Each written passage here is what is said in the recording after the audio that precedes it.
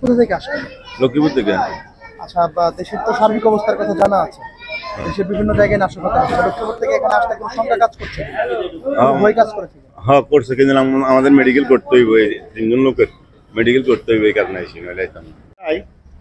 যাত্রী তো কিছুক্ষণ পরে আসবে, এখন তো যাত্রী তো সকালবেলা কম, লঞ্চের যাত্রী বেশিরভাগই বিকেলে হয়, এই আশঙ্কা তেমন কিছু নাই।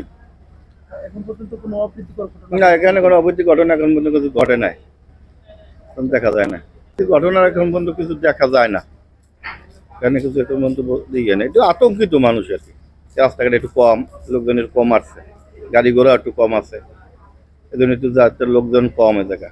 না, সদরঘাটে এই ধরনের অপ্রীতিকর ঘটনা ঘটে নাই, তবে বিভিন্ন জায়গায় ঘটছে। এটা হলো আজকে সদরঘাটের ভিতরে কোনো এই ধরনের অপ্রীতিকর ঘটনা ঘটেনি। এখানে নিরাপত্তা ভালোই ছিল।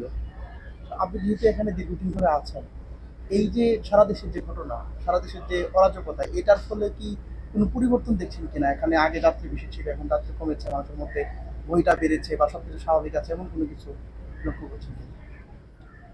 তবে স্বাভাবিক দেখা গেছে যে কোনো সময় আপনার এরকম নাশকতা যদি মনে করেন কোথাও না কোথাও ঘটে স্টেশন এলাকায়, তখন যাত্রীর সংখ্যা একটু কমে যায়, আবার দেখা গেছে পরিবর্তন হইতে একটু সময় লাগে। এখন বর্তমানে দেখা গেছে একটা এই যে আজকে হরতালের মতন একটা নাশকতা সৃষ্টি আগে পরে 2-3 দিন হয়েছে, এইটার ভয়াবহর কারণে অনেক মানুষ এই রাস্তাঘাটে বেরোয় না, আসা যাওয়া কম করে।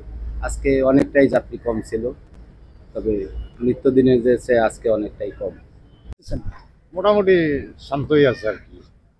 দেশের অন্যান্য জায়গায় তো বিশৃঙ্খলা ঘটছে। বিশৃঙ্খলা হচ্ছে, কিন্তু এখানে তো আপাতত এখনো সকালে থেকে কোনো বিশৃঙ্খলার কোনো পাওয়া ঘটনা যায়নি। ঘটেনি। না, ঘটেনি। গত 2-1 দিন আসলে এর অবস্থা কেমন ছিল, আজকে কেমন? গত 2-1 দিন আগেও এর একটু জমজমাট ছিল, কিন্তু আজকে একটু জমজমাট কম আছে আর কি। মানে নাশকতার জন্য আর কি মানুষের ভিতরে একটা আতঙ্কিত সৃষ্টি হয়েছে, যার কারণে একটু জনগণ একটু কম আছে আর কি। সাধারণ জনগণ ভোট দিয়ে যাকে মানে সরকার গঠন করবে, আমরা সবাই সেই একই মতেই আছি আর কি।